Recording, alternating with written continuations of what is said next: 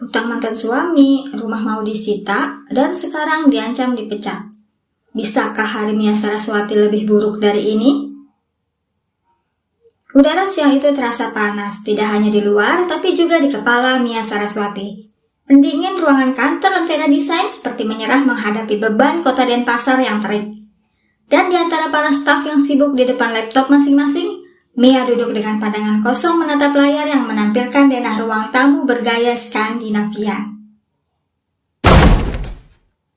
Pria bertato itu melempar map ke meja kerja Mia, penuh dengan catatan, tanda tangan, dan tempelan kwitansi kecil. Beberapa karyawan mulai berbisik-bisik. Ada yang menahan tawa, ada yang pura-pura mengalihkan pandangan ke monitor.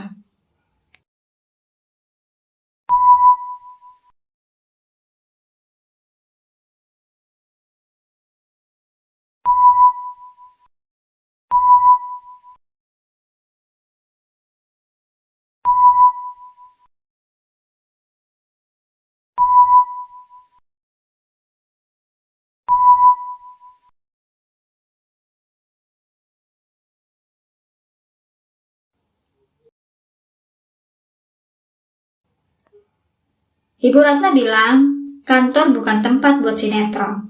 Tapi dia malah kasih gue misi yang lebih gila dari drama TV. Menghadapi klien bangsawan demi menyelamatkan rumah peninggalan orang tua. Ruangan Ibu Ratna harum. Ada aroma lavender dan lemari berisi miniatur arsitektur yang tertata rapi seperti museum. Tapi bagi Mia, ruangan itu terasa seperti ruangan interogasi.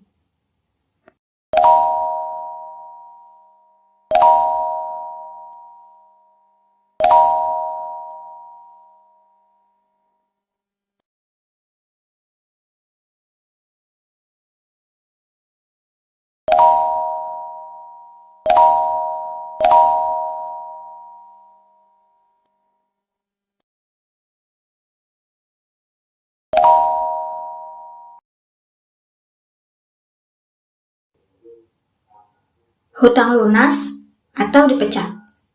Kira-kira Mia bakal sanggup nggak ya ngadepin bos bule yang perfeksionis ini?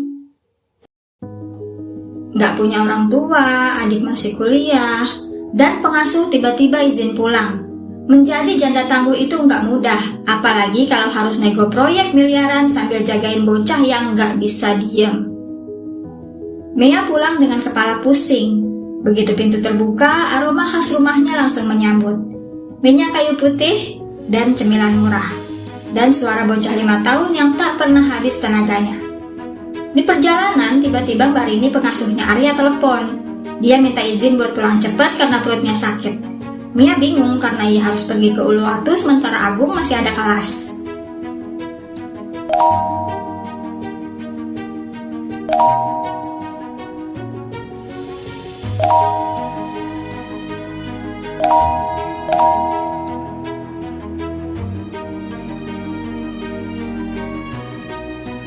Nego proyek miliaran, tapi sambil bawa bocah super aktif. Kebayang nggak gimana paniknya Mia nanti di depan si bangsawan Belanda? Kira-kira apa ya yang bakal Arya lakuin di villa itu? Gue datang ke villa Oranye buat menjalankan misi. Tapi sambutan dari asisten Levi Count bikin nyali gue ciut. Satu kesalahan kecil dari anak gue dan bonus pelunas hutang itu bakal melayang selamanya. Mobil Lentera Desain berhenti di depan gerbang besi hitam Dove setinggi 2 meter. Garis-garis vertikalnya tegas dan bersih tanpa ornamen berlebihan. Di tengahnya terpasang plat baja berukir dengan huruf tipis berwarna emas. Villa Oranye. Gerbang otomatis terbuka perlahan. Mobil merayap memasuki jalan berbatu gelap yang membelah taman tropis yang tertata rapi. Di ujung jalan, berdiri villa 2 lantai bergaya modern, bergaris tegas, dinding kaca lebar, dan sentuhan kayu hangat yang kontras dengan langit senja. Balkon berlapis kaca membentang dari lantai atas, dihiasi tanaman yang menjuntai lembut di sepanjang tepian atap. Dari luar, bangunan itu tampak tenang, tertutup, dan eksklusif.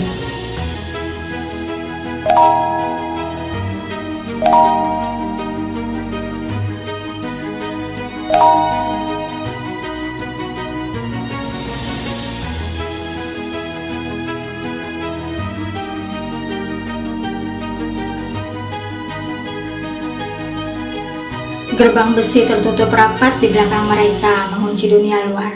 Mia kini berdiri tepat di depan tangga utama villa yang megah itu. Tepat saat ia melangkah naik, pintu utama yang berat itu terbuka dari dalam. Mia mematung. Sosok yang muncul di ambang pintu membuat napasnya tertahan.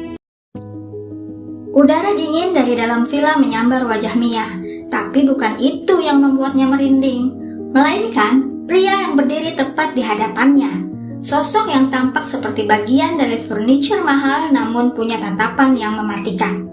Seorang pria berkacamata berdiri lurus seperti tiang bendera, rambut rapi, setelan sempurna, dengan wajah tanpa ekspresi.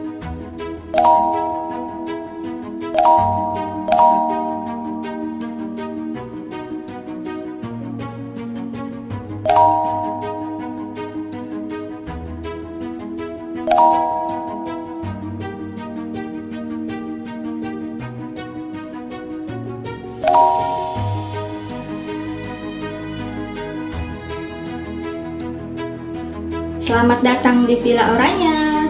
Aturannya cuma satu, jangan bikin Tuan Louis marah. Menurut kalian, siapa yang bakal bikin masalah duluan?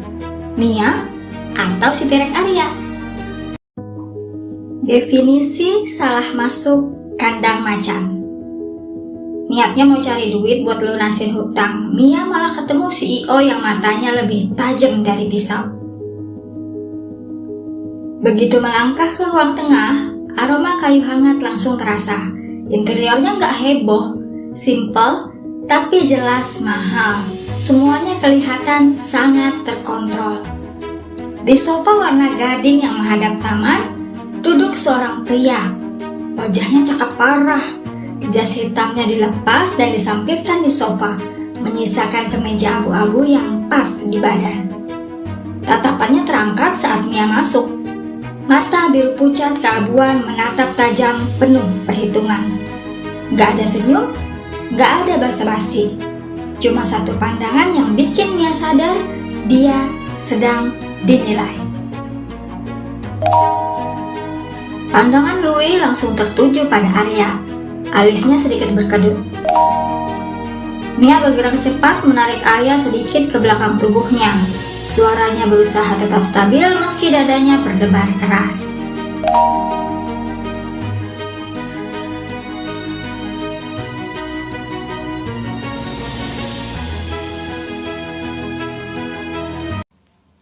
Satu kalimat polos dari mulut Arya sukses bikin suasana villa yang mewah ini mendadak jadi mencekam. Louis melangkah mendekat. Ia masih membungkuk, matanya menyipit tajam menatap mainan yang disodorkan Arya.